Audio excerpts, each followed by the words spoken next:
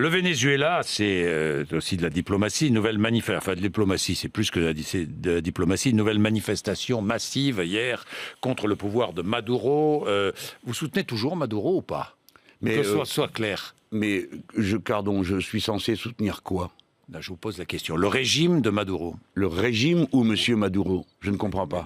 La constitution de la République bolivarienne ou bien Monsieur Maduro? Elle en a pris un coup, la constitution, avec Maduro, non? Bah écoutez, comme on peut le dire de toute constitution dans tous les pays où il y a des manifestations... C'était hier, le 19 avril. Attendez, monsieur Bourdin, je sais que le Venezuela est la passion centrale des Français et d'un certain nombre de commentateurs. Dites-moi, vous en avez beaucoup parlé, Jean-Luc Mélenchon, du Venezuela, à l'époque de Chavez. Beaucoup. Ça y est? Allez-y. Bon, en effet, parce qu'il se produisait à l'époque quelque chose qui m'intéressait beaucoup, qui était un gouvernement qui partageait la rente pétrolière avec le peuple et avec les pauvres. Si bien que des millions de gens ont été sortis de la pauvreté. Mais je ne suis pas gouvernant du Venezuela. Je voyais un contraste extrêmement saisissant et fécond entre le partage de la richesse pétrolière au Venezuela et l'accaparation de cette même richesse au Qatar ou en Arabie Saoudite où les pauvres gens n'ont accès à rien.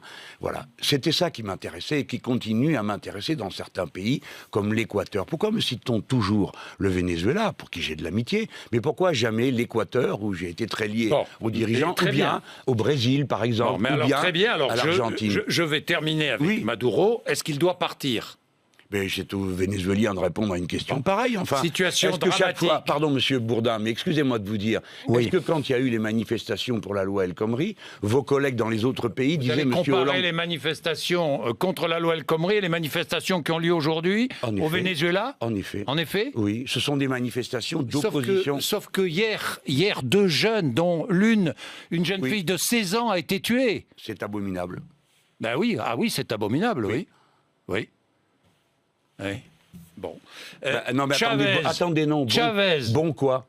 Non, mais je dis bon. J'ai dit c'est votre jugement. C'est abominable. Vous trouvez ça sympathique? Moi, je vous dis, bien sûr que non. C'est pour ça que je vous interroge dessus. Mais vous ne m'interrogez pas sur Bahreïn. Dites-moi. Vous ne m'interrogez pas sur le Yémen, monsieur Bourdin. Vous avez vos prédilections. Mais c'est pas que j'ai mes prédilections. Vous avez vos massacres c'est que vous avez vos prédilections. C'est pas moi. C'est que vous m'avez parlé sans cesse. Je viens de. Ce n'est pas vrai. Je ne vous ai jamais parlé sans cesse. Monsieur Bourdin, arrêtez avec ça. Bon, d'accord. Vous passez votre temps, vous et quelques autres, à essayer d'effrayer la. Vous savez quoi, monsieur Bourdin? Est-ce que le Venezuela est aux portes de la dictature? Oui ou non? Je ne sais pas, monsieur. Je suis en train de faire campagne en France. Alors on va parler de la France. Non, expliquez-moi pourquoi vous et vos collègues dans tous les pays passez votre temps à interpeller les hommes comme moi, les jeunes de ma famille politique ou les femmes, sur le Venezuela et Cuba. Pourquoi vous ne parlez jamais du Yémen? Parce que vous avez défendu Castro et Chavez. C'est pour ça que je vous interroge. Mais monsieur Chavez est mort, Fidel Castro est mort. Vous êtes juste au courant? Un dictateur communiste mort, dit Bernie Sanders de Hugo Chavez. Vous avez vu ce qu'il a dit? Oui. Pas un mot? Alors on passe à autre chose. On passe à l'Europe. Non, monsieur Bourdin, non, je veux répondre à tout. Quelle est votre question? Allez-y. Simplement. Posez votre question et je vais vous répondre. Vous pensez que c'est bien de cracher sur les morts? Je suis d'accord avec vous. Mais je ne crache pas sur les morts. Alors, monsieur, parlez-nous de Bahreïn, où mon camarade est arrêté, est en prison depuis 5 ans. Parlez-moi du Yémen, qui est bombardé du matin au soir. Je ne soutiens aucune dictature. Nulle part dans le monde, je n'ai soutenu un dictateur. Je suis l'homme qui a des décorations pour avoir aidé des gens à sortir de prison sous les dictatures. Ça suffit.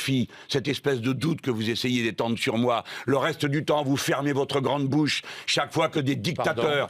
Monsieur, quand le Qatar, le sultan du Qatar a été invité au 14 juillet, qu'est-ce que vous avez dit, vous, monsieur Bourdin? On n'a jamais critiqué le Qatar ici, jamais. Je ne vous dis on n'a jamais posé des questions sur le Qatar. Mais sans doute avez-vous posé des questions. Mais vous n'avez pas le droit d'essayer de faire de moi... Mais je par ne des fais questions rien, insidieuses. Mais vous voyez l'effet que ça vous fait, monsieur Bourdin? Regardez comme vous vous énervez. Ah ben non, mais pas du tout, c'est vous qui vous énervez. Non, je ne m'énerve pas. Et le Bahreïn, qu'est-ce que vous en pensez? Vous savez comment s'appelle le chef du parti de gauche? Il est en prison. Ah, c'est pas un problème, à la base c'est la démocratie, ils achètent nos avions, hein, donc tout va bien.